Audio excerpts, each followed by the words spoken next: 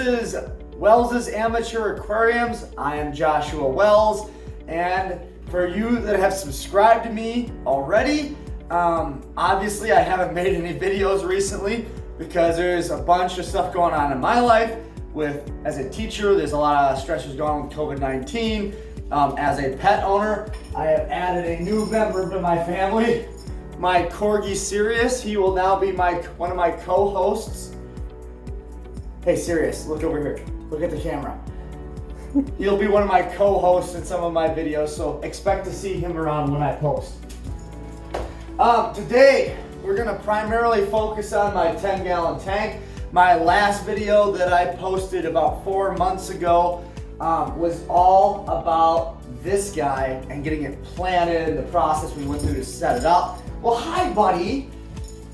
I guess he wants to pick back up, and that's okay. Whoa. So what we're gonna be doing is, obviously, I have let this guy go. I have not been doing my weekly water changes, my 50% like I'm supposed to be doing. So my nitrate levels have gone up to 40 parts per million. If you're new to aquariums, that's not terrible, but it's definitely not ideal, especially for plants, because it's making an ecosystem where algae can kind of take over and beat out the plants, which we don't want. Clearly, just by looking at my tank here, we have Java ferns, my cryptocorns are doing pretty well, but my baby tears and my dwarf hairgrass have been struggling. So we're gonna start going through a process of getting all this algae cleaned out, get some water changes done, and I'll be releasing a couple videos, either weekly or bi-weekly, kind of showing the progress of this algae removal, because there is no one quick way to do it. You have to do a process. It's a slow process of making sure that your tank is balanced. So I'm gonna go ahead and I'm gonna start cleaning this out, and then we will meet back here once that process is all done.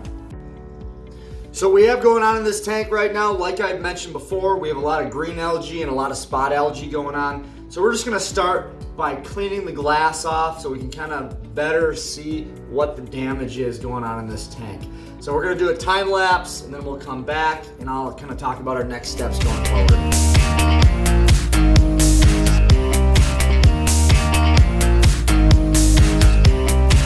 All right, so I just finished up going through the process of cleaning all the glass off as best I could. So now what I'm gonna do is I'm gonna simply take a toothbrush and a pair of good scissors, and I'm just gonna go ahead and try to scrub any of that green hair algae, any spot algae, brown algae that's kind of settled on my rocks, on my driftwood there, any bad leaves I see on my plants, I'm gonna clip, meaning that there's algae growing on them, or they just kind of seem decaying, to kind of get those parts of this ecosystem that might lead to an ammonia or a nitrite or nitrate spike that is helping feed this algae bloom. So I'm gonna go ahead, use my scissors, my toothbrush, and get the rest of this algae out.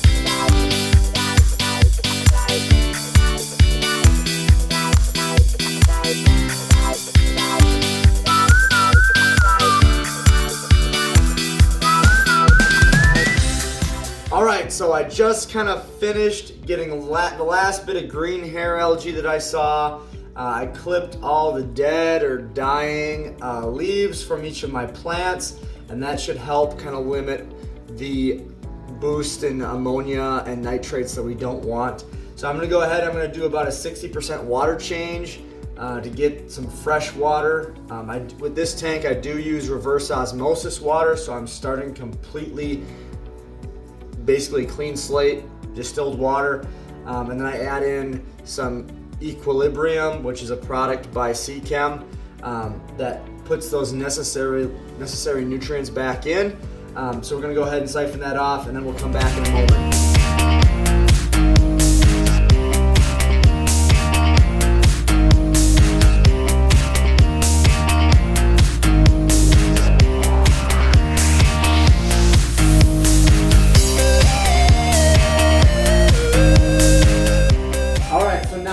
This tank completely clean, new water. I have all the green algae out, the spot algae, green hair algae out. I got all of the blackbeard algae out that I could see. That doesn't mean that it's completely gone, obviously, so I'm gonna have to keep up with my water changes every week.